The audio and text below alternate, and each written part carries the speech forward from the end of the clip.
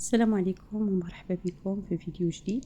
الفيديو ديال اليوم هو واحد الحلوى او دوازاتاي لشرب الشاي. كتحضر في وقت اللي هو وجيز، واهم شيء انها سهله بمكونات جد اقتصاديه، ممكن انها متواجده في كل بيت. ان شاء الله انها تنال الاعجاب ديالكم. هذه الحلوى هي ممكن انكم تحضروها على عده اشكال، يعني اي شكل كيروق لكم ممكن انكم ديروها به. فانا اختاريت هذا الشكل هذا الدائري. الشكل كان معروف شحال هذه كنا كنديروه في غريبه الخليط. درتها فيه هكا كتجي الصراحه الشكل اللي هو رائع وسهله. هذا الشكل دغيا كيوجد. ان شاء الله ندوزو للطريقه والمقادير، وان شاء الله المقادير غادا نخليهم لكم في صندوق الوصف. بالنسبه للمقادير عندي 125 غرام ديال الزبده، انا اختاريتها حيوانيه. انا غالبا وليت كنجنب زبده ديال العلاب، زبده المارغرين اولا بالاحرى زبده العلاب. ممكن نتوما اي زبده كتفضلوها ديروها. درت معاها ساشي ديال سكر الفاني وهنايا درت نصف كأس ديال سكر حبيبات مع الملح. بالنسبة للسكر حبيبات فأنا اكتفيت، فهي ممكن ديروا كأس إلا ربع، فأنا غالبا كنقص الحلاوة. درت فقط نصف كأس صافي، وغادا نخدمها فقط هكا بهاد سباتيلا. ممكن ديروها في قصري، ممكن ديروها في العجانه، وكاين لي مقادير اللي هي بسيطه ودغيا كتخدم. فعندي بيضه كامله وصفار بيضه، وغادا نحتفظ بياض البيض غادا نحتاجو له مني غنبغي نمرمدها في هذا في الكاوكاو. صافي غنحاول انني نخدم هاد المقادير، غنخدموها مزيان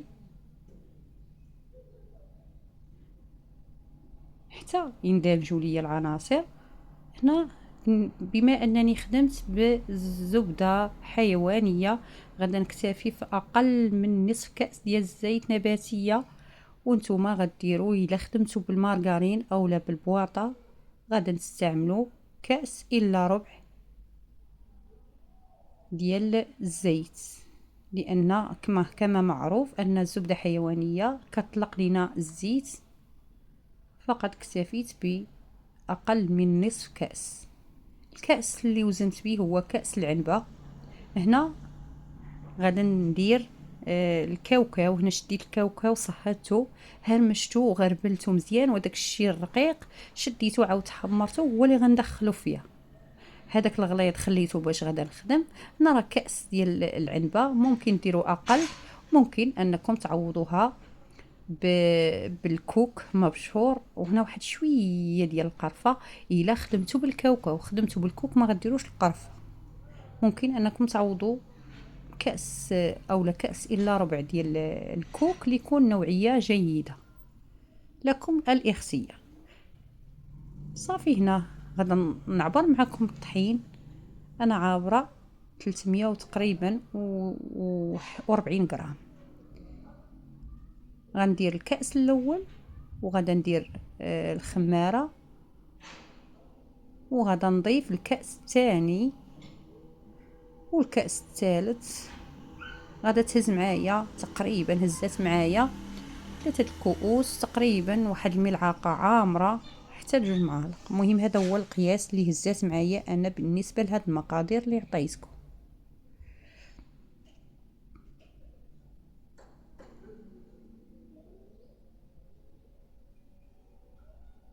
في هاد الاثناء راه الفرن دايره كيسخن على 170 درجه. بالنسبه للفرن ديال الغاز فعافيه جد متوسطه، اقل من متوسطه. هنا كنبقى نخدم فيها غير وكنقلب بايدي. خاصه مجرد ما كتبقاش العجينه بحال عجينه الصابلي، مجرد انها ما كتبقاش تلتصق لينا باليد صافي كنحبسوا من اضافه الطحين. وشوفوا راه هنايا راه ساهله سهله سهله كتوجد، يعني يديوها الوليدات يديوها المدرسه. صافي هنايا جبت هذا، خديت هذاك بياض البيض وكنمرمد فيه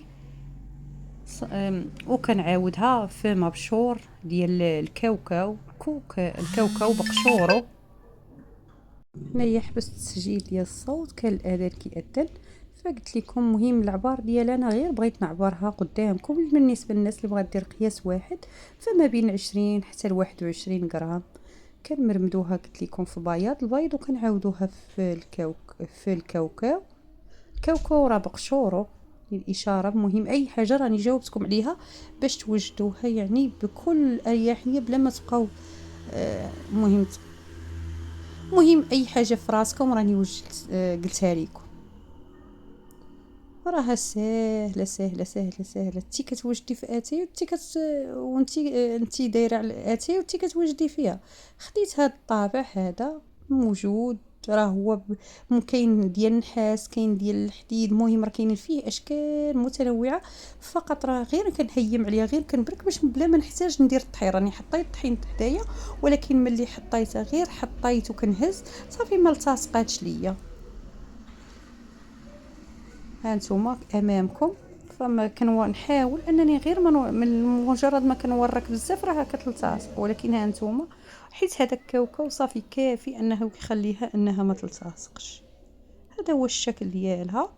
هنايا غادا نجيب حبيبات ديال الكاوكاو، غادا نضيف ليهم قليل من بياض البيض. وهاد لاستيس هادي كتديريها، ممكن ديريها باللوز، ممكن كتخلي لك الحاجه لاصقه، ما كتوركيش، غير كتحطي هذيك الكاوكاو راها كتلتصق بواحد الطريقه غزاله، ما كتعاودش طيح لينا ديك الحبه، غير كتهزيها وكتحطيها.